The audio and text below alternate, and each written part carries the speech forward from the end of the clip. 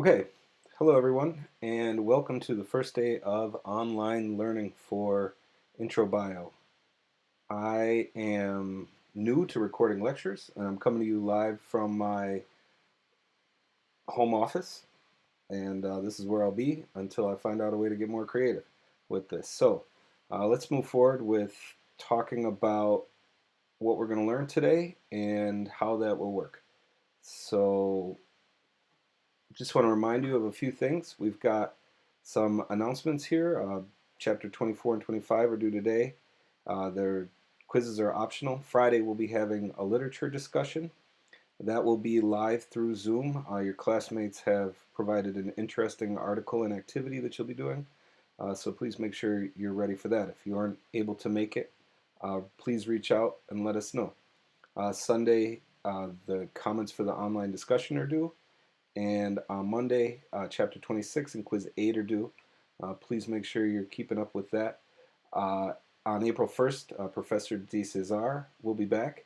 I also want to just take a minute to say that if you haven't already checked the updated syllabus, please go into my courses and take a look at that and just see how things have changed. All right.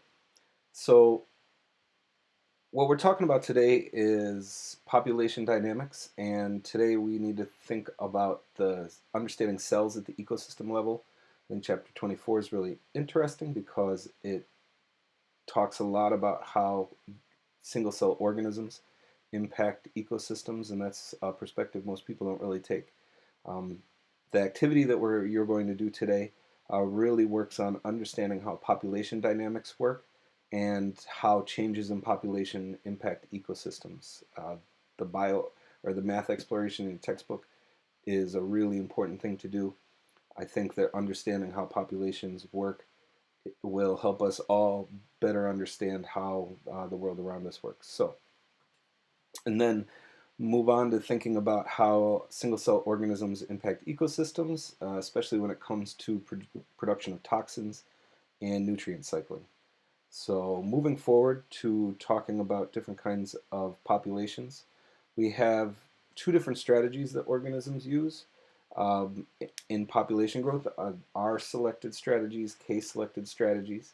R species that follow sort of an R population growth model where they produce lots of offspring, um, often live in unstable environments. The population growth is density independent, so that means that there isn't anything about how many organisms are in the population that will affect population growth. They'll just grow nonstop until something changes in the environment to crash the population. Usually these organisms are small and put very little energy into reproduction, have early maturity and short life expectancy. Each individual reproduces once and have something that's called a type 3 survivorship. So the strategy, reproductive strategy, um, acknowledges that most organisms are going to die, and so they just try to produce as many as they can in as short a time as possible. On the other side are K-selected species. Humans, things like elephants are an example that are often used, live in stable environments. Population growth is density dependent. So well, that means that as the population grows, there are different feedback mechanisms in place to slow the population size down. So availability of food or availability of um, habitat. So often these organisms are large, have high input for reproduction, produce few offspring, have late maturity, long life expectancy. Individuals usually reproduce more than once and have a type 1 or 2 survivorship. So we'll take a look at that in a second. I've got a graph for that. So just to review real quick, we've got the R-selected. Um, Populations grow exponentially until something in the environment crashes the population. Can be a change in the season, can be something like the presence of predators. The predator population wipes out the individuals. We've got the K selected, which you'll see up at the top. Usually show a logistic growth curve, so the population grows until it reaches the carrying capacity. K is the variable usually used for carrying capacity, and then again, that's due to density-dependent factors. We've got here the three different strategies for survivorship. So you'll see over on the y-axis, you've got fraction of organisms that are surviving, and then over on the x-axis, we've got the age of the organism.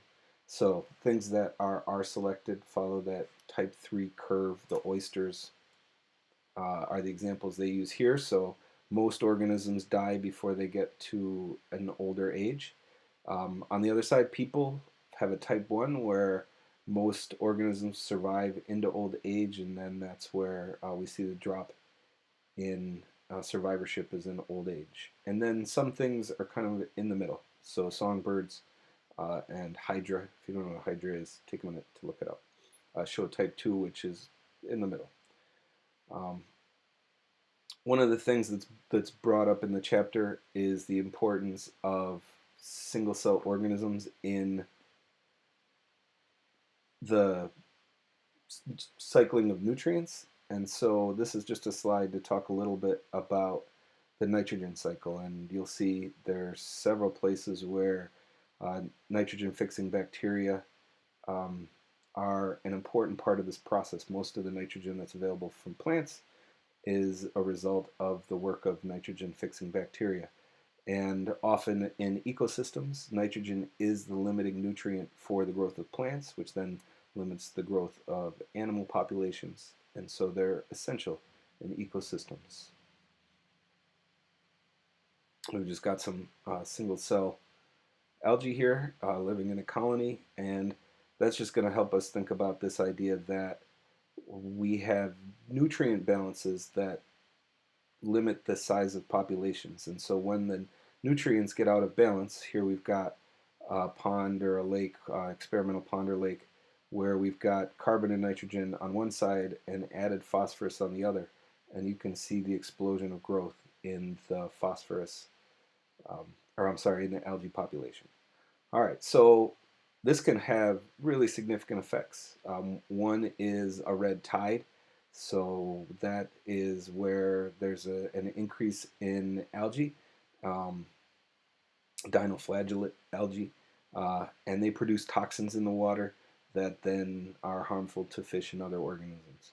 On the other side, we've got a harmful algal bloom, right? And so these directly also produce toxins, and this happens a lot in the lakes here at the Finger Lakes. It's becoming more and more of a problem. And finally, what I want to talk about when it comes to the populations of algae and balance in ecosystem. So we do need a healthy population of algae in an ecosystem. The ecosystem relies on that base layer of producers to support all of the other organisms at the different trophic levels. But when we get too many nutrients, we get something called eutrophication. So you'll see in this diagram, we've got the nitrogen and the phosphorus inputs along with the sunlight leads to a bloom in algae. So the increase in algae causes less sunlight to reach the bottom layers, but more importantly, as the algae dies, you'll see over on the right side of that diagram, the oxygen is depleted as that algae decays. And as the oxygen is depleted, the organisms that live in those lower layers of water aren't able to survive, and you get what are called dead zones. And so in the Chesapeake Bay watershed, which reaches almost all the way up to Rochester, you'll get, because of a lot of agriculture in these areas and human activity, also through wastewater treatment, phosphorus and nitrogen are released into the water. And by the time it reaches the Chesapeake Bay, the concentrations are so high of phosphorus and nitrogen that you get this eutrophication that leads to a reduction in dissolved oxygen. The same is true in the Gulf of Mexico. We've got this dead zone that forms because of the nutrient flushing and nutrient loads that come from the Mississippi River into the Gulf of Mexico here in Louisiana. So what you're going to do today is complete this population dynamics activity. We've got a link here, Biointeractive Classroom Resources Population Dynamics. You're going to need to download and install a tool for studying population. Again, if there's some sort of technology challenges with this, please let me know, and I'll give you something that is an alternative assignment. But essentially, you're going to launch this interactive, and let me just pull it up real quick. All right, and this interactive is a really cool tool. You'll notice that it's going to focus on two different ideas: exponential growth and logistic growth. So R selected exponential growth.